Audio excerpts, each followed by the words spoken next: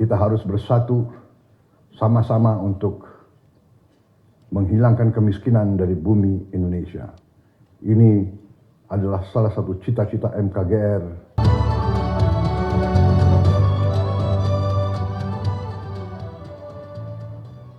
Bismillahirrahmanirrahim. Assalamualaikum warahmatullahi wabarakatuh. Salam sejahtera bagi kita semua. Shalom, salve, om, swastiastu. Namo Buddhaya, salam kebajikan. Yang saya hormati Ketua Umum DPP Ormas MKGR, Saudara Ajis Kadir, beserta seluruh keluarga besar MKGR di seluruh Indonesia. Hari ini dengan penuh rasa bangga, saya atas nama pemerintah Republik Indonesia dan atas nama pribadi mengucapkan selamat ulang tahun ke-65 kepada Ormas Musyawarah Kekeluargaan Gotong Royong MKGR. MKGR lahir di saat negara sedang dalam pertarungan antara ideologi, dan MKGR berpihak kepada ideologi Pancasila. MKGR telah menjadi simbol Pancasila, simbol persatuan, gotong royong, dan pengabdian penuh kepada bangsa dan negara.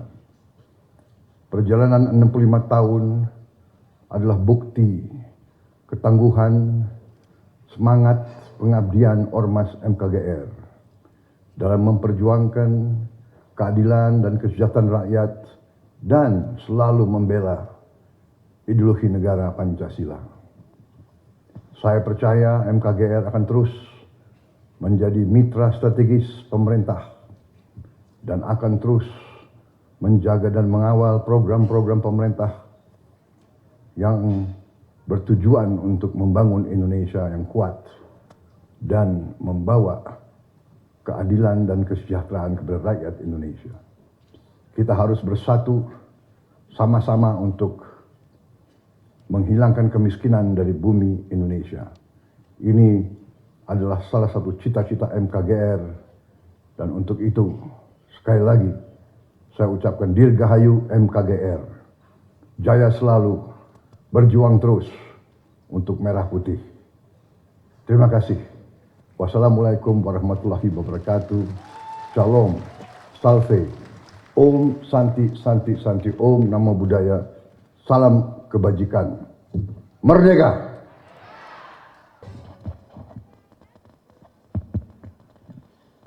Bismillahirrahmanirrahim. Assalamualaikum warahmatullahi wabarakatuh. Shalom, Om Swastiastu, Namo Buddhaya, salam kebajikan. Yang saya hormati Ketua Dewan, itu adalah bagaimana kita mendorong pembangunan kesejahteraan dengan menciptakan lapangan pekerjaan, dengan meningkatkan pertumbuhan ekonomi, dan bagaimana menurunkan kemiskinan. Golkar dalam konteks doktrin karya kekaryaan sudah barang tentu harus mengambil bagian secara aktif. Dalam perspektif ini banyak, saya mohon maaf tadi saya juga belum sebut menteri-menteri yang ada pada malam hari ini, banyak sekali yang saya hormati, dan ini adalah banyak dari kader MKGR, dan saya yakin menteri yang hadir dari Golkar pasti kader MKGR, karena tidak ada kader Soksi yang jadi menteri, kira-kira begitu. Nah, ini sebagai pesan untuk Soksi, Pak Misbakun, kalau bisa acaranya juga dibuat begini biar lebih paten gitu. Nah, kalau hari ini Soksi ketua komisinya baru satu ya, Pak Misbakun. Kalau sudah menyatu bisa kita pertimbangkan untuk menambah lagi alat-alat kelengkapan dewan yang lain gitu kira-kira. Nah, saya mau sampaikan bahwa persoalan bangsa sekarang ini dalam program Bapak Presiden Prabowo dan Wakil Presiden Mas Gibran itu ada minimal 4 program utama. Pertama itu adalah pangan, kedaulatan pangan. Yang kedua adalah kedaulatan energi. Yang ketiga adalah makanan bergizi. Dan yang keempat itu adalah hilirisasi. Bapak Ibu semua, saya harus menyampaikan juga pada malam hari ini, ada 2 dari 4 itu yang dikasih tanggung jawab kepada kader Partai Golkar untuk menyukseskan program pemerintahan di bawah Presiden Pak Prabowo dan Wakil Presiden Mas Gibran. Yang pertama itulah kedaulatan energi ada di kami, kemudian yang kedua itu adalah terkait dengan hilirisasi. Kenapa sih ini harus dilakukan? Bapak Ibu semua, tidak akan mungkin bangsa kita akan menuju pendapatan per kapita akan mencapai 9.000 10.000 dolar pada tahun 2030 kalau tidak ada daya ungkit pertumbuhan ekonomi. Hilirisasi menurut saya adalah jalan yang harus dilakukan selain makanan bergizi. Bayangkan pada tahun 99 ketika krisis ekonomi, inflasi kita waktu itu 88%. Cadangan devisa kita waktu itu 17 miliar US dollar. Dan pertumbuhan ekonomi kita sangat rendah sekali. Ini Pak Maman ada ya Pak Maman. Nah ini Pak Maman punya bagian Menteri UMKM ini. Tetapi apa yang waktu itu terjadi yang menjaga benteng pertahanan ekonomi nasional kita yaitu UMKM. Tapi kalau UMKM aja yang kita andalkan dalam rangka mendorong pertumbuhan untuk meningkatkan pendapatan per kapita itu akan terjadi tapi butuh waktu yang panjang. Karena memang GDP kita itu 61% itu kontribusinya dari UMKM. Jumlah unit usahanya 99,3% dan mampu menciptakan lapangan pekerjaan kurang lebih sekitar 120 juta dari total angkatan kerja 130 juta. Bapak Ibu semua, inilah yang menjadi potret yang harus kita jawab bersama-sama.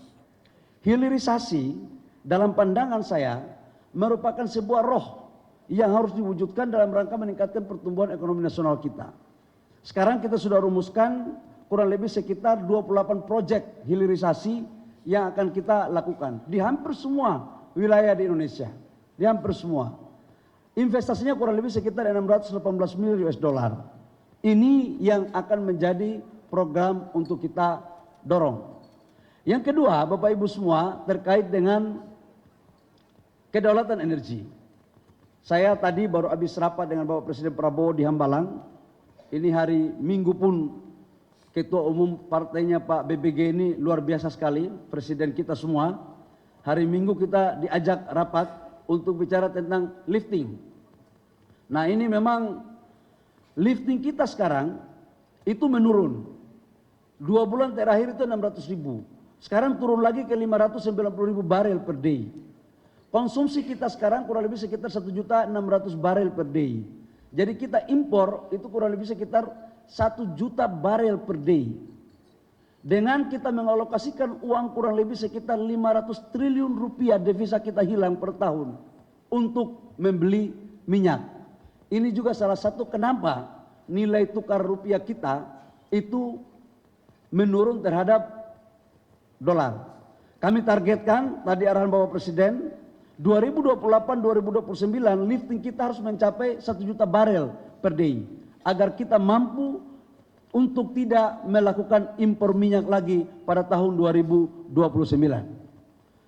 Saya pikir beberapa hal ini yang perlu saya sampaikan karena tadi Pak Adis sudah banyak menyampaikan tentang banyak program MKGR dan saya harap organisasi-organisasi sayap yang lain baik yang didirikan maupun mendirikan melakukan konsolidasi. Karena Golkar di tahun 2025 adalah tahun konsolidasi.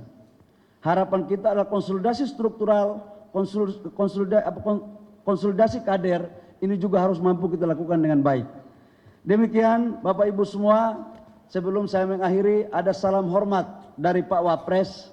Tadinya Pak Wapres berkenan hadir, tapi ada satu dan lain hal, beliau tidak sempat untuk hadir bersama-sama kita. Tapi kecintaan Pak Wapres kepada keluarga besar MKGR tidak mengurangi sedikit pun. Dan beliau kelihatan tambah cinta kepada MKGR. Demikian kurang lebihnya mohon maaf. Wabillahi taufiq wal hidayah. Wassalamualaikum warahmatullahi wabarakatuh. Shalom. Om Santi Santi Om Namo Buddhaya. Salam kebajikan.